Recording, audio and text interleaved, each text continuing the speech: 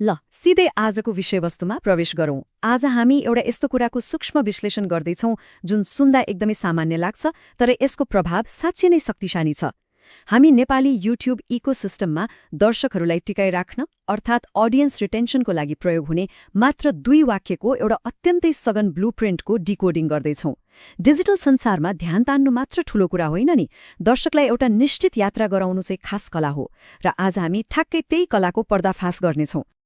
यो स्रोत सामग्रीलाई एकपटक सरसर्ती हेरौँ। यो डिजिटल सञ्चारको एउटा यस्तो उत्कृष्ट र कम्प्याक्ट नमुना हो जसले दर्शकको सम्पूर्ण यात्राको नक्सा नै कोरिदिन्छ। यहाँ भनिएको छ, यदि तपाईलाई यो बुक समरी मन पर्यो भने भिडियोलाई लाइक गर्नुहोस्, आफ्नो साथीहरूसँग शेयर गर्नुहोस् अनि कमेन्ट गरेर आफ्नो विचार अवश्य बताउनुहोस्। यस्तै ज्ञानवर्धक बुक समरी हेर्न हाम्रो च्यानल सब्स्क्राइब गर्न नभुल्नुहोस्। धन्यवाद। नमस्ते। सफलताको वास्तुकला अर्थात् दि आर्किटेक्चर अफ सक्सेसको यस प्रस्तुतिमा यहाँहरूलाई स्वागत छ। आज हामी एउटा एकदमै गहिरो दर्शनको बारेमा चर्चा गर्दैछौँ, कसरी हाम्रो बाहिरी संसारमा देखिएका उपलब्धिहरूको सुरुवात सधैँ आफ्नै भित्रबाट हुन्छ। आखिर एउटै परिस्थितिमा पनि कोही किन एकदमै सफल हुन्छन् त कोही जहाँको त्यही रहन्छन्। आउनुहोस् आज यही कुरा खोतल्नेछौँ। कतिलाई लाग्न सक्छ सफलता भनेको कुनै जादु हो वा भाग्यको खेल हो, तर पुस्तकको मुख्य सारले एउटा कुरा एकदमै स्पष्ट पार्छ। वास्तविक उपलब्धि भनेको प्राकृतिक नियमहरूसँग जोडिएको एउटा सुनियोजित प्रक्रिया हो। यो कुनै संयोग होइन। सही सोच र सही कार्यको निरन्तर संयोजन बिना कुनै पनि दिगो नतिजा सम्भव नै छैन। यो त इँटामाथि इँटा थपेर बलियो घर बनाए जस्तै एक निरन्तर र सचेत प्रयास हो नि। आजको हाम्रो चर्चा यी 5 मुख्य चरणहरूमा अघि बढ्नेछ। पहिलो, आन्तरिक जग। दोस्रो, कार्यको खाका। तेस्रो, प्राकृतिक नियमहरू। चौथो, बाहिरी संसारको सामना। र अन्त्यमा सफलताको वास्तविक अर्थ। सुरु गरौँ पहिलो खण्डबाट, आन्तरिक जग अर्थात् हाम्रा विचार र अवचेतन मन। अब यहाँ यो तुलनालाई हेर्नुस् त। एकातिर डर र नकारात्मकताले भरिएको मानसिकता छ जसले मानिसलाई सधैँ त्यहीँ रोकेर राख्छ, अनि अर्कोतिर विश्वास र कडा परिश्रमले भरिएको सकारात्मक सोच छ। यस्तो सोचले साँच्चै हाम्रो वास्तविकतालाई नै परिवर्तन गर्न सक्छ। भनिन्छ नि, भित्रबाट हार्ने मानिसले बाहिर कहिल्यै जित्न सक्दैन, तर भित्रबाट जित्ने मानिसलाई बाहिरको कुनै पनि आँधीले हल्लाउन सक्दैन। विचारले किन यति ठूलो काम गर्छ त? यसको रहस्य लुकेको छ हाम्रो अवचेतन मन अर्थात् सबकन्सियस माइन्डमा। यो एउटा यस्तो शक्तिशाली इन्जिन हो जसले हाम्रो पुरै जीवनलाई डोर्याउँछ। हामी यसलाई जे कुरा बारम्बार दिन्छौँ नि, यसले त्यही कुरालाई वास्तविकतामा उतार्ने काम गर्छ। यो एउटा मलिलो खेत जस्तै हो जहाँ हामीले जे रोप्छौँ त्यही फल्छ। त्यसो भए यो शक्तिशाली अवचेतन मनलाई कसरी तयार गर्ने त? एकदमै सरल 3वटा व्यावहारिक मानसिक अभ्यासहरू छन्। दिनहुँ सकारात्मक कुरा बोल्ने, आफूमा पूर्ण विश्वास राख्ने र आफू सफल भएको निरन्तर कल्पना गर्ने। सुन्दा सामान्य लाग्न सक्छ, तर यी साना र निरन्तरका बानीहरूले हाम्रो भित्री शक्तिलाई साँच्चै असाधारण रूपमा जगाउँछन्। अब लागौँ दोस्रो चरणतर्फ, कार्यको खाका, जहाँ हामी विचारहरूलाई लक्ष्य र बानीमा ढाल्ने कुरा गर्छौँ।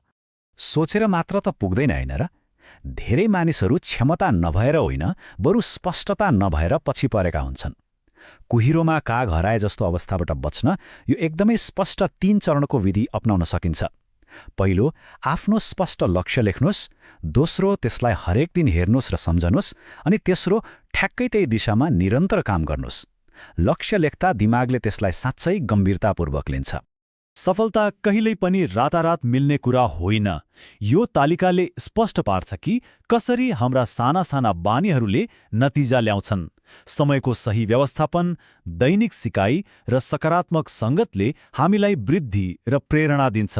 तर अल्छीपना र ढिलासुस्तीले नि हो, त्यसले हामीलाई जहाँको त्यहीँ अड्काइदिन्छ। तेस्रो खण्डमा जाउँ, प्राकृतिक नियमहरू अर्थात् ब्रह्माण्डका कहिले नटुट्ने नियमहरू।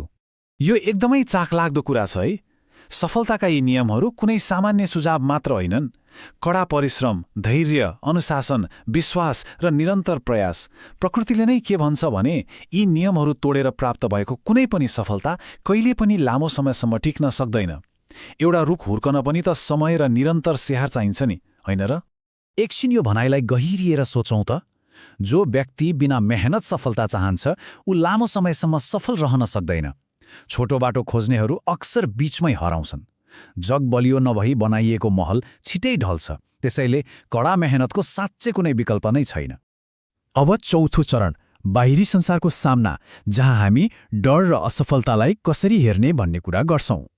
डरले हाम्रो शक्तिलाई पुरै बन्द गरिदिन्छ, तर यसलाई जित्न सकिन्छ। कसरी? एकदमै साना र सम्भव कदमहरूबाट सुरु गरेर अनि आफ्ना गल्तीहरूबाट सिकेर।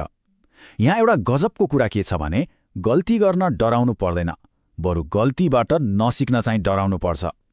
जब हामी गल्तीलाई सिकाइको रूपमा लिन्छौं, डर आफै आत्मविश्वासमा बदलिन्छ। स्रोतले एउटा कुरामा एकदमै जोड दिन्छ, हरेक सफल व्यक्तिले जीवनमा ठूला असफलताहरू भोगेको हुन्छ नै। असफलता भनेको बाटोको अन्त्य हुँदै होइन, बरु यो एउटा यस्तो महत्त्वपूर्ण औजार हो जसले हामीलाई अझ बलियो, परिपक्व र समझदार बनाउँछ। अन्त्यमा पाँचौं खण्ड, सफलताको वास्तविक अर्थ, हाम्रा सम्बन्ध र आधारभूत मूल्य मान्यताहरू।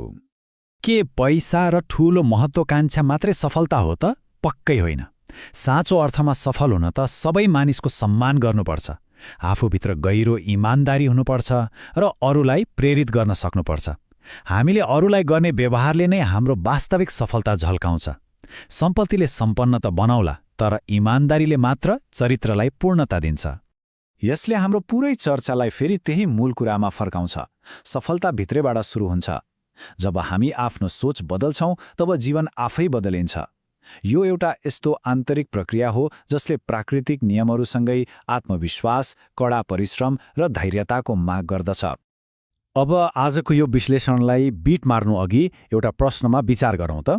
के हार मान्नु नै सबैभन्दा ठूलो असफलता होइन र? हो, प्रयास गर्न छोड्नु नै वास्तविक हार हो। किनभने निरन्तर प्रयास गरिरहनु नै वास्तवमा जितको साँचो सुरुवात हो। आजको लागि यति नै। सुनिदिनु भएकोमा धेरै धेरै धन्यवाद।